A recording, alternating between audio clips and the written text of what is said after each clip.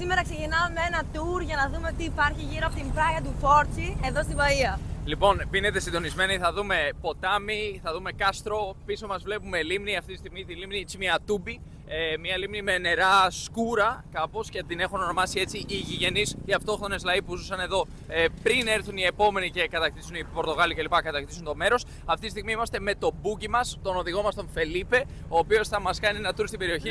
Όλα, μπελέτσα! Ο οποίος θα μας κάνει tour στην περιοχή για περίπου 3,5 ωρίτσες. Φύγαμε!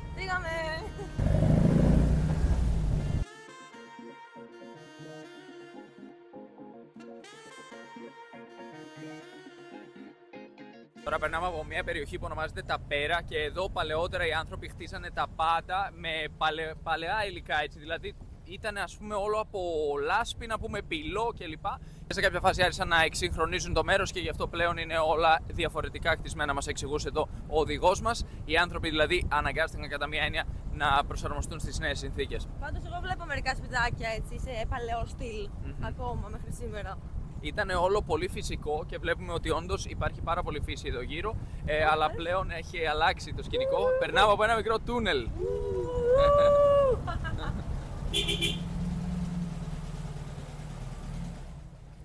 Όπα! Ναι, νάτος, τρέχει. Περάσαμε μόλις κάτω από έναν δρόμο ο οποίος συνδέει την Σερζίπη ή τέλος πάντων σε συνδέει από Σαλβαντόρ μέχρι Σερζίπη και Αλαγκό στις άλλες πολιτείες. Είναι δηλαδή ο μεγάλος αυτοκινητόδρομος που συνδέει τις πολιτείες. Μόλις περάσαμε από κάτω. Αυτή είναι η πρώτη μας στάση στο κέντρο Σαπιράγκα και είμαστε έτοιμοι να δούμε μέλισσες. Ναι, είναι ένα κέντρο στο οποίο σε διδάσκουν ακριβώς για τη ζωή των ζώων που κατοικούν εδώ, των εντόμων και γενικότερα της φύσης που επικρατεί εδώ πέρα. Και είμαστε σε ένα μέρος πολύ φυσικό και όντως φτάσαμε στις μέλισσες.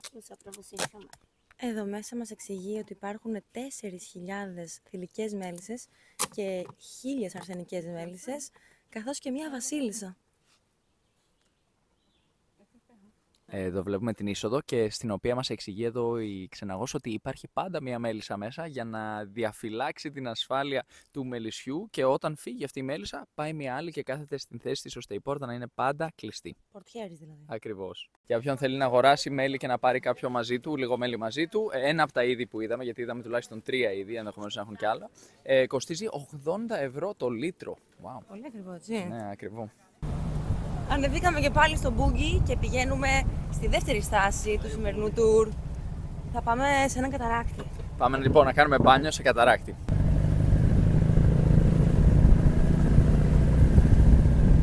Αυτή είναι η δεύτερη στάση του σημερινού tour για να κάνουμε μπάνιο στους καταράκτες. Αλλά πριν πάμε στον καταράκτη, μας εξήγησε ο ξεναγός μας μερικά πράγματα για το δέντρο αυτό που βλέπουμε μπροστά μας. Αυτό ονομάζεται αμέσκλα. Είναι ένα δέντρο το οποίο χρησιμοποιούνταν παλαιότερα για να βγάλουν κάτι σαν φυσικό βίξ από αυτό. Επίσης έντομο αποθητικό και άρωμα. Και όντως, αν βάλουμε το χέρι μας κάπου που υπάρχει ας πούμε το ρετσίνι του δέντρου, θα δούμε ότι αυτό το ρετσίνι, αν το πλησιάσουμε στη μύτη μας, μυρίζει σαν αντικουνουπικό. Μυρίζει σαν αντικουνουπικό, αλλά φυσικό αντικουνουπικό και επίσης όντως έχει κάτι σαν βίξ αυτό το αποτέλεσμα. Και υπάρχει εδώ. και ένα άλλο δέντρο που λέγεται Πάο Μπραζίου και είναι υπό εξαφάνιση το συγκεκριμένο δέντρο. Όταν έφτασαν οι Πορτογάλοι το πήρανε και το πήγανε στην Ευρώπη για να το εκμεταλλευτούν και παίρνει πάρα πολλά χρόνια για να μεγαλώσει. Αυτό εδώ είναι γύρω στα 50 ετών δέντρο. Και γι' αυτό είναι υπό εξαφάνιση το συγκεκριμένο. Ναι, να πούμε συγκεκριμένα ότι αυτό που κάνανε οι Πορτογάλοι ήταν ότι θέλουν να εκμεταλλευτούν το συγκεκριμένο δέντρο για το χρώμα του. Φτιάχνανε βαφές από αυτό, γιατί φυσικά αυτό μέσα του έχει ένα χρώμα κόκκινο.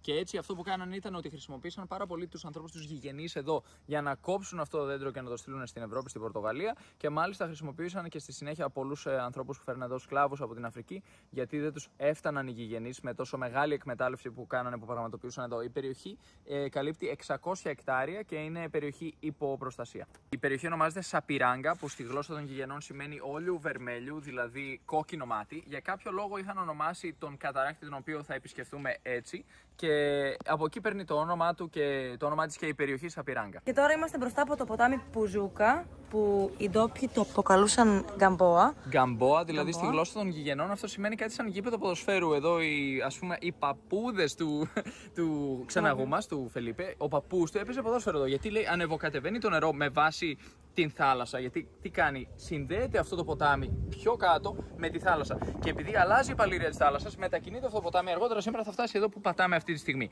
Όταν λοιπόν κατέβαινε στη χαμηλή παλήρια με το ποτάμι, σχηματιζόταν εδώ ένα γήπεδο ποδοσφαίρου που για κάποιο λόγο οι άνθρωποι εδώ ήθελαν να παίξουν μπάλα εδώ μέσα. Και γκαμπό λοιπόν σημαίνει γήπεδο ποδοσφαίρου, ερχόντουσαν εδώ και παίζανε μπάλα. Βέβαια πλέον αυτό έχει αλλάξει και δεν έρχονται να το κάνουν. Δεν ξέρω γιατί. Μια χαρά μου φαίνεται και η ιδέα να παίξουμε ποδοσφαίρο. Μέσα στο νερό. Να πούμε επίσης ότι εκεί απέναντι βλέπουμε μια πόλη, σημειώσαμε το όνομά της προηγουμένως. Είναι άλλο μέρος. Εδώ βρισκόμαστε στην Μάτα Τζισάνζουα, ενώ απέναντι ονομάζεται Καμασαρί. Και εκεί μπορείς να κάνεις διάφορες δραστηριότητες. Έχουν φτιάξει ένα θεματικό πάρκο. Αυτό το Flying Fox από εδώ απέναντι το βλέπουμε με το σκηνή. Μπορείς μάλλον να βάλεις κάποιο κάθισμα και να κρεμαστείς. Δεν είμαι σίγουρος πώς το κάνουν. Εμείς δεν θα το κάνουμε τώρα, γιατί εμείς ήρθαμε να κάνουμε tour, να δούμε την περιοχή και να πάμε στις επόμενες περιοχές. Να πούμε ότι υπάρχει και κάτι ενδιαφέρον εδώ μέσα σε αυτό το φυτό. Όλα αυτά εδώ είναι μαγκρόβιο, η βλάστηση, ας πούμε, γιατί στην πραγματικότητα βρέχονται όλη μέρα. Αυτό το φρούτο είναι αυτό που φτιάχνει το λάδι ντεντέ, δηλαδή είναι το πέτζι ντεντέ όπως λέγεται, και από αυτό φτιάχνουν ένα λάδι με το οποίο μαγειρεύουν εδώ στην Παΐα πολύ. Αυτό ονομάζεται πιτού, είναι δηλαδή γαρίδα που μεγαλώνει εδώ μέσα στο γλυκό νερό, στο ποτάμι που βλέπουμε πίσω μας. Πηγαίνοντας προς τον καταράκτη, βλέπουμε ένα σπιτάκι που ονομάζεται Ταπέρα. Ναι, είναι φτιαγμένο δηλαδή από πυλό, ο παραδοσιακός τρόπος που χτίζαν εδώ οι άνθρωποι τα κτίσματα τους, τα κτίρια τους, τα σπίτια τους κλπ. Και πλέον περνάει από χέρι σε χέρι, από γηγενή σε γηγενή αυτή η γη. Και πλέον, ενώ έχει αλλάξει λίγο το στυλ της κατασκευής, υπάρχουν περιοχές που ονομάζονται Ταπέρα, που σημαίνει αυτό το μέρος όπου χτιζόντουσαν έτσι τα σπίτια παλιά, και μπορεί πλέον να έχει αλλάξει το στυλ, αλλά εξακολουθεί να ονομάζεται Ταπέρα ο οικισμός των γηγενών που κατοικούν εδώ. Τώρα θα δούμε το Πάο Μπραζίλ με 8 χρόνια ηλικίας. Πραγματικά φαίνεται πολύ πιο μικρό. Δεν μπορεί να περιμένεις να δεις ένα τέτοιο φυτό και να πεις είναι 8 ετών. Είναι ένα φυτό λοιπόν που μεγαλώνει πάρα πολύ αργά. Και οι Πορτογάλοι εκμεταλλεύτηκαν πάρα πολύ στην πραγματικότητα αυτό το φυτό και έγινε είδος υπό εξαφάνιση πλέον τη σήμερον ημέρα. Και εδώ βλέπουμε τον ντεντέ από λίγο πιο κοντά, το φρούτο από το οποίο φτιάχνεται το λάδι ντεντέ. Εδώ συναντάμε ένα φυτό, ένα δέντρο, το οποίο είναι ελαστικό και ονομάζεται μπιρίμπα. Από αυτό φτιάχνουν το όργανο μπιριμπάο, το οποίο χρησιμοποιούν όταν κάνουν εξάσκηση της καποέρα. Υπάρχει ένα όργανο που κάνει τουν, που είναι ένα έγχορδο, ας πούμε, και το φτιάχνουν από αυτό εδώ. Είναι, βέβαια αυτή τη στιγμή δεν το βλέπω να λυγίζει, αλλά είναι όντως αρκετά ελαστικό, μας λέει εδώ ο ξεναγός μας, και γι' αυτό το χρησιμοποιούν για την κατασκευή αυτού του οργάνου. Φτάσαμε στον καταράκτη Όλιου Βερμέλιου, κόκκινο μάτι δηλαδή. Είναι αυτός εδώ. Έχει μειωθεί αρκετά το νερό σε σχέση με τα προηγούμενα χρόνια.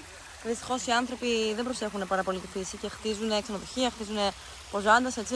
Ναι, ακριβώς. Τα ξενοδοχεία και τα κοντομίνιουμ δυστυχώς έχουν επιδράσει αρνητικά στη συγκεκριμένη περιοχή. Έχει μειωθεί το νερό που υπάρχει. Αυτό ήταν ένας ιερός χώρος για τους γηγενείς, για τους Γκουαρανί, το οποίο εδώ το συγκεκριμένο μέρος ονομάζεται Σαπιράγκα, που είναι και το ίδιο όνομα για ολόκληρη την περιοχή στην οποία βρισκόμαστε, για το Πάρκι Αμμπιεντάο Σαπιράγκα. Σαπιράγκα σημαίνει λοιπόν όλιο βερμέλιο ή αλλιώς κόκκινο μάτι. Ήταν το όνομα του συγκεκριμένου καταράκτη, που ήταν ένας ιερός χώρος για τους γηγενείς, οι οποίοι έρχονταν εδώ και πραγματοποιούσαν βαπτίσεις και ερχόντουσαν για να αφαιρέσουν το κακό μάτι και την αρνητική ενέργεια. Ξεμάτιασμα λοιπόν κάνεις εδώ, με αυτό το καταράκτη. Πάρα πολύ όμορφο το τοπίο, πάρα πολύ πράσινο. Ελπίζω να επανέλθει και η ποσότητα του νερού που υπήρχε παλιά. Αυτό είναι λοιπόν το κομμάτι το οποίο είναι το πιο γνωστό από αυτόν τον καταράκτη, ο οποίος στην πραγματικότητα είναι πολύ μικρός. Περιμέναμε κάτι πολύ μεγαλύτερο όταν μας είπανε ότι θα πάμε σε καταράκτη. Δυστυχώς είναι ό,τι απομένει σήμερα, γιατί έχει μειωθεί τόσο πολύ το νερό. Περνάμε γέφυρες, ποτάμια, δάση. Μ' αρέσει πολύ. Επισκεφτήκαμε ένα χώρο που μάθαμε για την άγρια ζωή της περιοχής. Εκεί υπήρχε ένας βόας της Φικτήρας μέσα σε μια γυάλα. Είναι ανοιχτόβιο φίδι, δηλαδή κοιμάται όλη μέρα και είναι ξύπνιο όλη νύχτα. Το εντυπωσιακό είναι ότι κοιμάται με τα μάτια ανοιχτά. Τρέφεται με 2 ποντίκια κάθε 15 ημέρες και χρησιμοποιεί τη δύναμη του σώματός του για να κινητοποιήσει τα θυράματά του. Επιπλέον, αλλάζει δέρμα 4 με 5 φορές τον χρόνο. Στη συνέχεια, είδαμε γλυπτά απορριτίνη που απεικονίζουν διάφορα ζώα της Μάτα Ατλάντσικα. Μέσα από αυτά, γνωρίσαμε την πλούσια πανίδα της περιοχής που περιλαμβάνει εντυπωσιακά αρπακτικά πουλιά, πολύχρωμους παπαγάλους, θηλαστικά και ερπετά, τα οποία μπορεί να συναντήσει κανείς σε αυτό το οικοσύστημα. Ζακαρέ του Πάπα Μαρέο. Μετά από αυτή τη στάση, ανεβήκαμε και πάλι στο μπάγκι και απολαύσαμε τη διαδρομή μέσα στο όμορφο τοπίο μέχρι να φτάσουμε στην επόμενη στάση μας, το κάστρο Ντάβιλα. Για να μπούμε στο κάστρο πρέπει να πληρώσουμε εισιτήριο 3 ευρώ και 30 λεπτά ο καθένας. Εμείς δηλαδή που κάνουμε tour με boogie, ενώ κανονικά αν έρθεις επίσκεψη μόνος σου πληρώνεις 6,60, εμείς έχουμε 50% έκπτωση γιατί κάνουμε tour. Και τώρα είμαστε στο κάστρο Γκαρσία Ντάβιλα ή αλλιώς Κάσα Τόχης και είμαστε έτοιμοι να μπούμε στην αίθουσα αρχαιολογίας. Πότε χτίστηκε? Χτίστηκε το 1551 με το 1624 και αποτελεί την πρώτη μεγάλη κατασκευή των Πορτογάλων εδώ στη Βραζιλία. Εδώ θα συναντήσουμε κάποια αντικείμενα που έχουν διασωθεί από εκείνη την εποχή. Να πούμε ότι η κατασκευή τους τότε γινόταν με χρήση λαδιού φάλαινας, με πυλό και με άμμο από την παραλία στην πραγματικότητα και γι' αυτό πολλά από αυτά τα αντικείμενα που ήταν σπασμένα έχουν προσπαθήσει να τα ανακατασκευάσουν με παραπλήσια υλικά, χρησιμοποιώντας παραπλήσια συστατικά.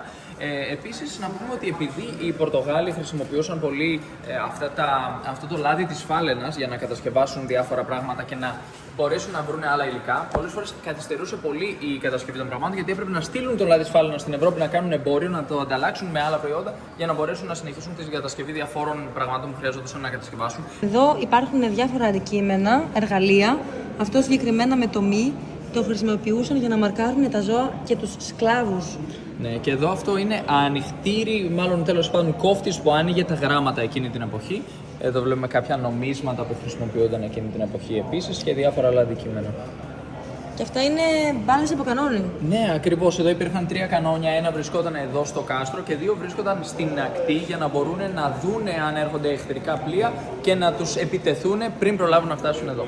Και εδώ βλέπουμε 3 μακέτες με καράβια. Το αριστερό ήταν ένα καράβι που έφερνε ουσιαστικά σκλάβους από την Αφρική. Το μεσαίο ήταν αυτό που έφερνε τους Πορτογάλους, τους ας πούμε πλούσιους ευγενείς, να το πούμε έτσι, οι οποίοι ερχόντουσαν εδώ με την οικογένειά τους, δεν υπήρχαν εδώ σκλάβοι δηλαδή. Ενώ σε αυτό εδώ φέρνανε πέτρες και μάλιστα κάτι πολύ ενδιαφέρον είναι ότι αυτό καράβι το κυβερνούσαν οι λεγόμενοι φεϊτόρις, που ήταν κάποια άτομα που κατά μία έννοια ήταν μαφιόζοι, ήταν κατάδικοι, υπόδικοι, ας πούμε ότι ήταν άνθρωποι οι οποίοι είχαν κλέψει, είχαν σκοτώσει κλπ.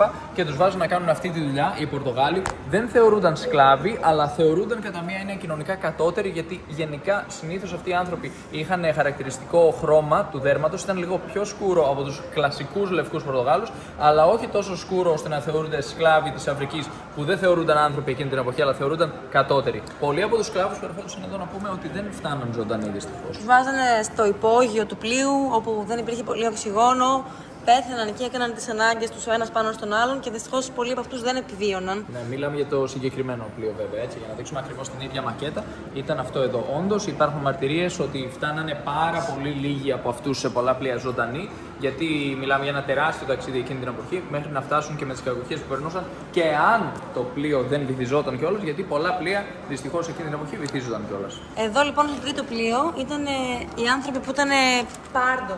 Έτσι τους λένε εδώ, που δεν είναι ούτε μαύροι, ούτε άσπροι. Με λαμψή να το πούμε, ανάμεικτη να το πούμε, κάτι ας πούμε ήταν ανάμεσα σε λευκό και σκούρο και ήταν οι λεγόμενοι φεϊτόρις.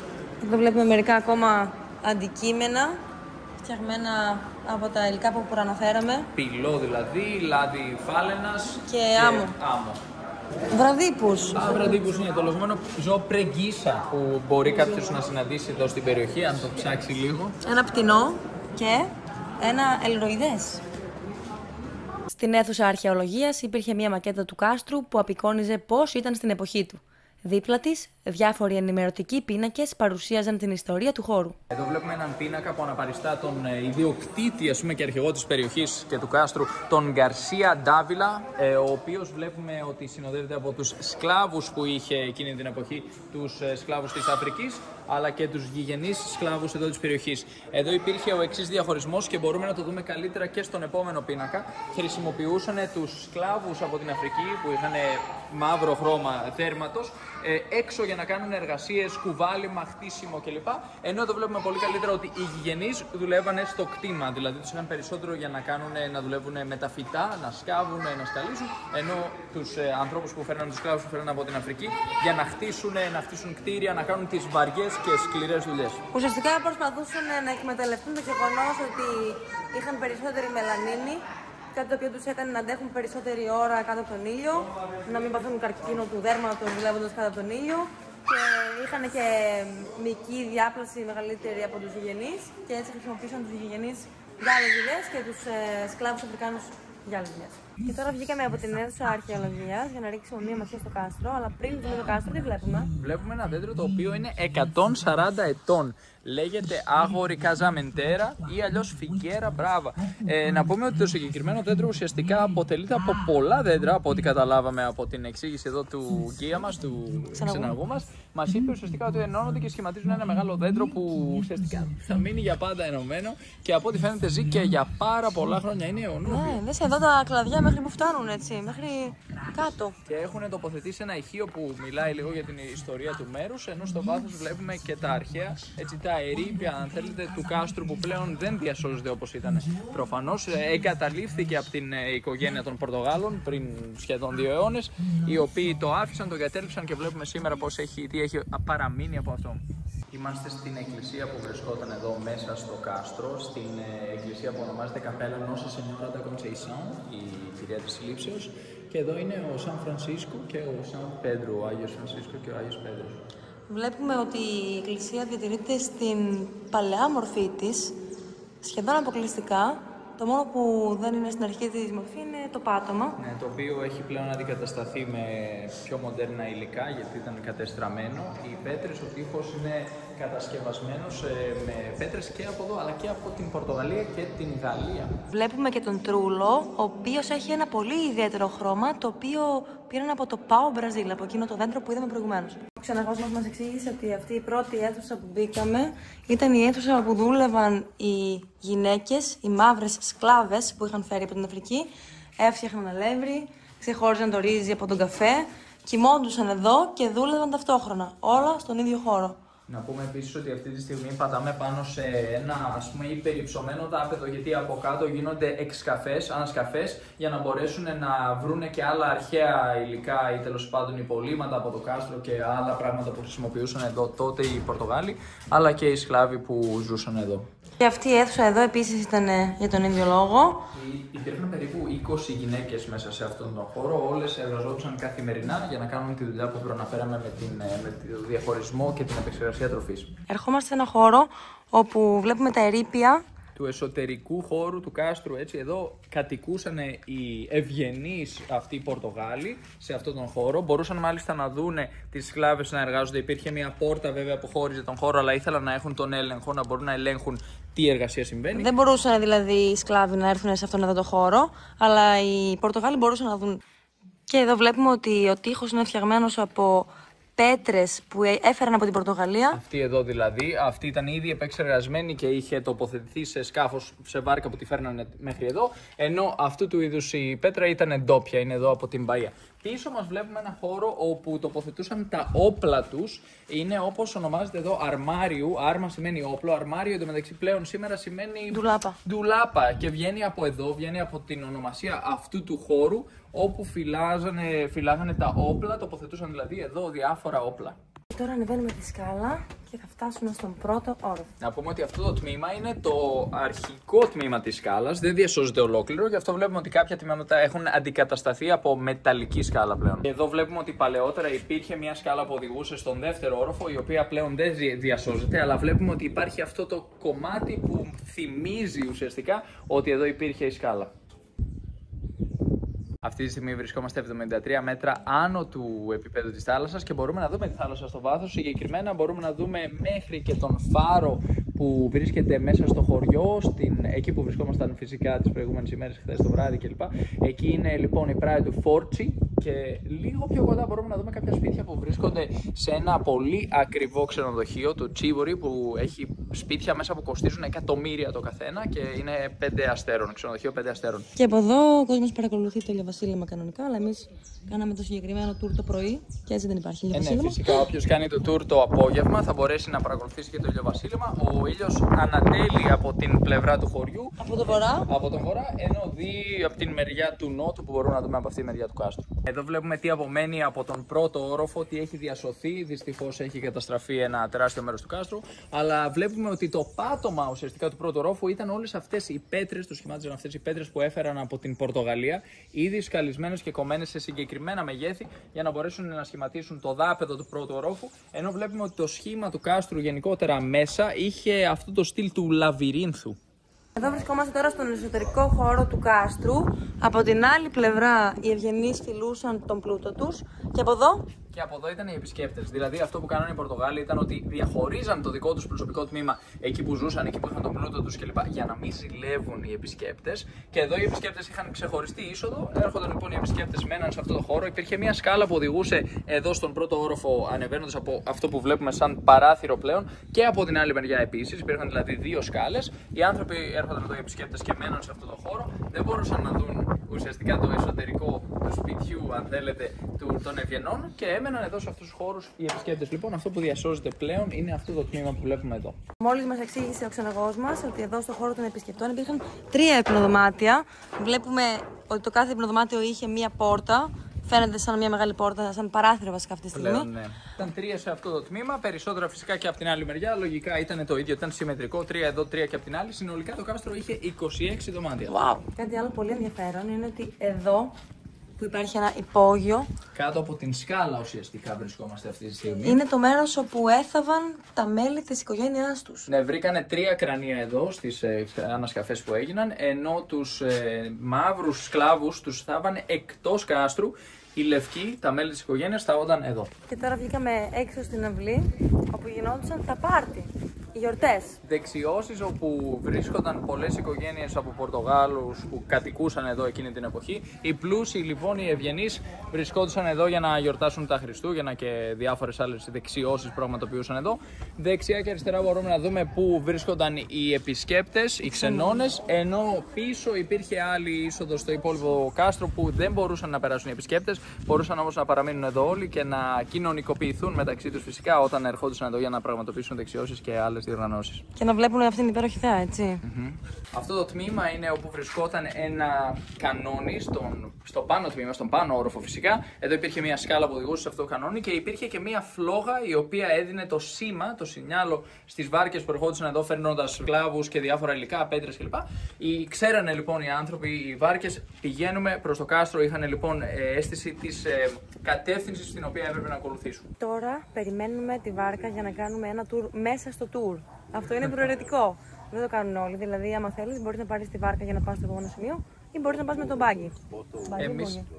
Μπάγκι, μπούκι, το ίδιο είναι. Εμείς τώρα θα κάνουμε λοιπόν αυτό το μικρό tour μέσα στο tour μας, όπως είπε η Νίκη, μέσα στο ποτάμι Πουζούκα. Δηλαδή την συνέχεια του ποταμού που είδαμε προηγουμένως, που καταλήγει μέχρι να συναντηθεί με τη θάλασσα. Θα φτάσουμε λοιπόν στο σημείο που συναντάτε το ποτάμι με τη θάλασσα. Είμαστε έτοιμοι να μπούμε στη βάρκα.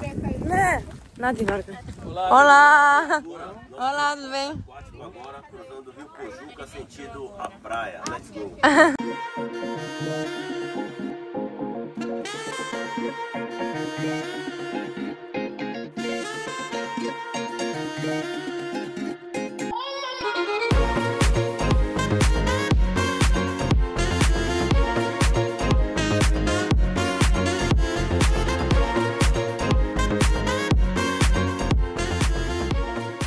Τώρα μπαίνουμε στο ποτάμι, η θερμοκρασία του νερού είναι τέλεια, ζεστή, απόλαυση! Είναι τέλειο, η θερμοκρασία είναι ιδανική. Βρίσκεται στον Δήμο Καμασαρί, που είναι διπλανός, γειτονικός δήμος από αυτόν που βρισκόμασταν προηγουμένως. Εκεί λοιπόν είναι η Μάτα Τζι Σον Ζουάν, όπου βρισκόμασταν προηγουμένως και βρίσκεται και η παραλία του Φόρτσι, ενώ εδώ είμαστε στον γειτονικό δήμο. Και η θερμοκρασία αυτού του ποταμού είναι τέλεια, πραγματικά. Τέλεια! Δροσερός θα έλεγα. Είναι πιο δροσερός από την θάλασσα που είναι έτσι λίγο πιο ζεστή. Χθες κολυμπήσαμε στη θάλασσα στην παραλία του Φόρτσι και είναι πιο ζεστή. Εδώ βλέπουμε ότι έχει έρθει πολλοί κόσμος. Πιθανώς πολλοί να έχουν κάνει tour μόνο για να έρθουν εδώ, ενώ άλλοι να το κάνουν αυτό σαν στάση του tour που κάνουν το μεγαλύτερο tour για να γνωρίσουν τις παραλίες και διάφορα άλλα μέρη όπως κάνουμε εμείς σήμερα. Να πούμε ότι εδώ ο ποταμός συνδέεται με τη θάλασσα όταν αλλάζει η παλήρια και ανεβαίνει η στάθμη του νερού. Αργότερα λοιπόν σήμερα θα έρθει η θάλασσα εδώ, θα συγκοινωνούν λοιπόν τα νερά της θάλασσας με του ποταμού, ενώ αυτή τη στιγμή είναι κάπως χωρισμένα όπως βλέπουμε. Έχουμε μπει μέσα στο ποτάμι, είναι μια απόλαυση πραγματικά. Μας παρασέρνει και λίγο το νερό.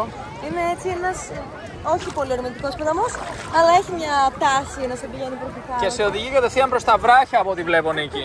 Ποια βράχια? Ακριβώς μπροστά μας υπάρχουν βράχια. Όντως. Ναι. Εδώ έχει βράχια. Πρόσεχε. Αλλά είναι πολύ ωραία. Ωχ, με παίρνει. Πραγματικά είναι ορμητικό το νερό. Όχι, βοήθεια. Τέλεια. Γλίτωσα από αυτήν την Τη σώσαμε. Διασχίσαμε το ποτάμι και φτάσαμε στην παραλία Ιτασιμιρή. Είναι άδεια από κόσμο. Όλος ο κόσμος έχει πάει να κάνει το μπάνιο του στο ποτάμι. Και τώρα θέλω να δοκιμάσω το νερό της θάλασσας, να δω τι θερμοκρασία έχει σε σχέση με το πολύ ωραίο ζεστό ποτάμι. Για να δούμε. Πολύ καλό γι' αυτό. Ζεστό, έτσι. Τέλειο. Και αυτή εδώ είναι η παραλία Ιτασιμιρή. Η θερμοκρασία του νερού είναι υπέροχη, ζεστή. Βλέπουμε τους φοίνικες κατά μήκος της παραλίας, το πράσινο και το ποτάμι που ενώνονται με τη θάλασσα. Και στο βάθος είναι η παραλία του Φόρτσι, εκεί που θα καταλήξουμε αργότερα σήμερα και θα επιστρέψουμε δηλαδή στο αρχικό σημείο. Και εδώ βλέπουμε ένα ιγκουάνα να διασχίζει τον δρόμο. Περπατάει σιγά σιγά και ύπουλα προς τον προορισμό του και εμείς το πλησιάζουμε. Γεια σας. Εδώ είναι ο Φιλίππη, ο γκία μας, ο οδηγός μας δηλαδή για σήμερα, ο ξεναγός. Πολύ καλό παιδί, τον ευχαριστούμε πάρα πολύ για τα tour. Muito obrigado por tudo, Felipe. Obrigado. Foi top. Obrigada.